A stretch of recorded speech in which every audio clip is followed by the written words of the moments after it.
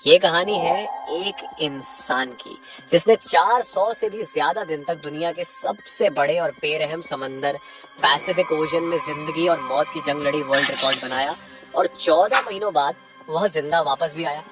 लेकिन आते ही ऐसा क्या हुआ कि उसको जेल जाना पड़ गया। जानते हैं इस वीडियो में पूरी कहानी।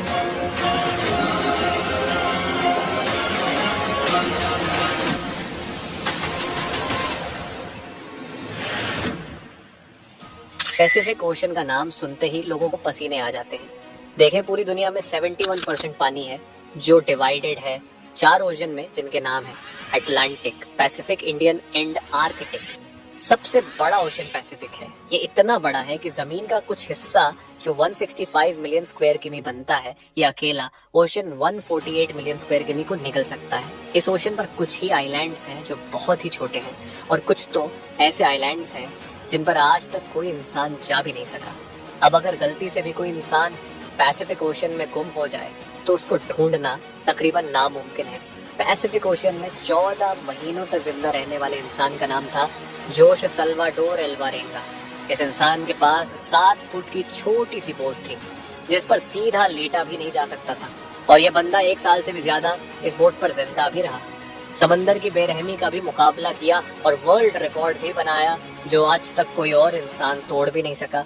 जोश सिर्फ अपनी किस्मत से मजबूर था कि वह इस बदतर मुश्किल में फंस गया। यह बात है 2012 की। हौजे 36 साल का एक एक्सपीरियंस मचेरा था जो मेक्सिको के एक गांव कोस्टा अजुल में रहता था। 17 नवंबर 2012 में जोश और उसका एक साथी मिलकर फिशिंग करने निकलते हैं। रोज की तरह अपनी 7 फुट की छोटी सी बोट पर इस बोट पर ज्यादा दूर जाकर मछली नहीं पकड़ सकते थे क्योंकि बोट बहुत छोटी थी जिस पर एक इंजन और एक ही फ्रिज था, तो यहाँ कुछ ही मछलियां पकड़ सकते थे। दोनों ने 30 घंटे में वापस आने का फैसला किया। दोनों निकल पड़ते हैं। मेक्सिको के किनारे से 120 किमी दूर अपना जाल समंदर में बिछा रहे होते हैं कि अचानक एक खतरनाक समुद्री तूफान उनको अपनी तरफ आता नजर आता है। वक्त बचाने के लिए वो जाल को भी वहीं छोड़ देते हैं और बोट को फुल स्पीड पर भगाते हैं। मुसलसल 6 घंटों तक वो किनारे से सिर्फ 20 किमी ही दूर थे कि बोट का इंजन अचानक खराब हो जाता है। उनको किनारा भी दिख रहा था और उनका गांव भी तूफान काफी पीछे रह गया था। उनके पास एक रेडियो था जिसके जरिए उन्होंने अपनी लोकेशन अपने बॉस को भेज दी और जवाब का इंतजार करने लगे। किस्मत इतनी खराब निकली कि रेडियो की बैटरी भी डेड हो गई। एक तरफ वो किनारे को देख रहे थे, दूसरी तरफ अपनी तरफ आते तूफान को जो इतनी शिद्दत से आ रहा था मानो इनको जिंदा ही निकल जाएगा। तूफान के साथ हवाओं की शिद्दत इतनी तेज थी कि उनकी बोट किनारे से दूर होने लगी। कुछ ही देर में किनारा भी मंजर से हट गया और तेज लहरें इनको दूसरी तरफ खींचने लगी। इनके बॉस तक जब वो मैसेज पहुंचा तो बहुत देर हो चुकी थी। बॉस ने एक सर्च पार्टी भेजी इनको ढूंढने के लिए, लेकिन हर गुजरते लम्हे जोश की बोट दूर से दूर होती गई। तूफान की वजह से ये लोग ना तो कुछ देख पा रहे थे और ना कुछ समझ पा रहे थे कि अब वो किस जगह पर है और किनारा किस तरफ है। हैरानी की बात यह है कि सिर्फ 5 ही दिन में इनकी बोट किनारे से 450 किमी दूर पहुंच चुकी थी। छोटी बोट होने की वजह से इनको ढूंढ पाना और भी मुश्किल हो रहा था। ना इनके पास कोई फ्लेयर गन थी, ना इनके पास कोई ऐसी चीज थी आग लगाने के लिए ताकि यह धुएं से किसी को सिग्नल देकर बुला सके। दोनों एक दूसरे को देखकर मन ही मन में सोचने लगे कि शायद अब बचना मुश्किल है। 2 दिन पहले ही खाना भी खत्म हो चुका था। मछली पकड़ने के लिए भी उनके पास अब कोई साजो सामान नहीं था क्योंकि जाल वो पहले ही छोड़ के आ चुके थे। दोनों का भूख से बुरा हाल था कि अचानक एक पंछी उनकी बोट पर आकर बैठ जाता है।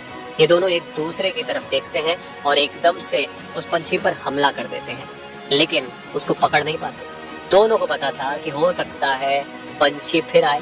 कुछ ही देर में एक और पंछी आता है। इस बार दोनों बहुत तरीके से उसको पकड़ने का प्लान करते हैं और आखिरकार वो कामयाब हो जाते हैं। और इस तरह दोनों अपनी भूख मिटाने के लिए बोट पर आने वाले परिंदों से अपना गुजारा करते हैं। समंदर का खारा पानी पीने से इंसान की मौत हो सकती है, इस वजह से उन्होंने बारिश के पानी को प्लास्टिक की बोतल में स्टोर करना शुरू कर दिया जिसको पीकर वो जिंदा रहते थे। लेकिन जब बारिश ना पड़ती तब वो प्यास बुझाने के लिए मछलियों और टर्टल्स का खून पीते थे, लेकिन वो भी तब जब वो उनको पकड़ने में कामयाब हो जाते थे। दिन गुजरते गए, और फिर महीने ये दोनों जिस मेंटल टॉर्चर से गुजर रहे थे वो इमेजिन करना भी हमारे लिए बहुत मुश्किल है। आखिरकार जोश का साथी ये टॉर्चर बर्दाश्त ना कर सका और 4 महीनों के बाद उसने सुसाइड कमिट कर लिया। और अब बोट पर सिर्फ जोश अकेला था और उसके चारों तरफ पानी ही पानी था, जिसको देखकर उसको जिंदगी की कोई उम्मीद बाकी नहीं नजर आ रही थी। लेकिन अपने हालात से तंग आकर वो जैसे तैसे जिंदगी गुजारने लगा। मैप्स में देखा जाए तो एक अंदाजे के मुताबिक हौजे पैसिफिक ओशन के इस हिस्से में मौजूद था, जिसको दुनिया का खामोश तरीन हिस्सा माना जाता है, क्योंकि यहाँ से सिर्फ कार्गो शिप्स ही गुजरती है। मेक्सिको के किनारे को छोड़े 6 महीनों से भी ज्यादा हो चुके थे और इस दौरान जोश ने अपने साथी को भी खो दिया था। इस वजह से वो काफी ज्यादा फ्रस्ट्रेट हो चुका था। एक दिन जोश को दूर समंदर में एक कार्गो शिप नजर आती है। पिछले 6 महीनों में ये पहली शिप उसको नजर आई थी और ये मंजर देखते ही उसमें जिंदा रहने की उम्मीद फिर से वापस आ गई। जोश ने कार्गो शिप की तरफ हर मुमकिन इशारा करने की कोशिश की, लेकिन बदकिस्मती से शिप इतनी दूर थी कि जोश को वो ना देख सके और देखते ही देखते जोश की नजरों से वो शिप भी गायब होने लगी और वो ये सोचने लगा कि शायद मेरी किस्मत में मरना ही लिखा है। दोस्तों जरा सोचो, 6 महीने तक आप दुनिया की ऐसी जगह पर टक हो जहां पर आपको दूसरा इंसान भी नजर नहीं आता, और अगर एक लंबे अरसे के बाद आपको कोई दिखे लेकिन वो आपको ना देख सके और गुजर जाए तो आपको कैसा लगेगा। 11 महीनों के बाद हौजे अपनी इस छोटी सी बोट पर 8000 की भी ट्रेवल कर चुका था।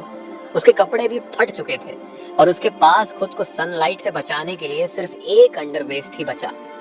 आखिरकार वो घड़ी आ गई जब किस्मत जोश पर मेहरबान हुई। फाइनली 439 दिन बाद 30 जनवरी 2014 को उसे अपने आसपास नारियल तैरते हुए दिखाई दिया और आसपास कुछ पंछियां भी मंडरा रही थी। ये नजर देखकर वो समझ गया कि आसपास कोई आइलैंड जरूर होगा। फिर उसे दूर एक आइलैंड दिखाई दे रहा था। उस आइलैंड तक पहुंचने के लिए उसे करीब आधे दिन का समय लगा। जैसे ही बोट उस आइलैंड के करीब पहुंचा, वो बोट से जंप करके आइलैंड की ओर तैरने लगा और फाइनली महीनों गुजारने के बाद वो एक ठोस जमीन में पहुंच गया।